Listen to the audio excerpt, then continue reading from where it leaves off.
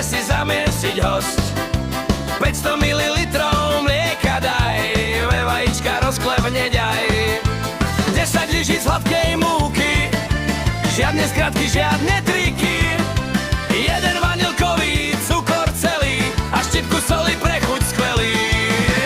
500 mlieka, 2 vajíčka, 10 lyžíc múky tam. Vanilkový cukor, štipka soli a palacinky urobíš sám. Mixuj, mixuj, nech je hladké, žiadna hrudka nesmie byť. Z tohto cesta, ver mi veru, bude každý spokojný. Všetko spolu rozmixujeme, na hladké cesto vyšľaháme. Potom nechaj odpočívať, 15 minút netreba sa hnať. Ak je husté mlieko, pridaj, ak je riedke, múku daj.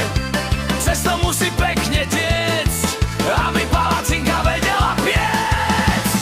500 mlieka, 2 vajíčka, 10 lyžíc múky tam. Vanilkový cukor, štipka soli a palacinky urobíš sám. Mixuj, mixuj, nech je hladké, žiadna hrudka nesmie byť. Z tohto cesta, ver mi veru, bude každý spokojný. Panvicu si rozohrej, kvapku oleja tam vlej. Na beračku cesta daj, po celej panvici rozlej. Keď je zlatá z jednej strany, otoč ju a pokračuj. Z druhej strany dopeč tiež a na tanier presuň ja.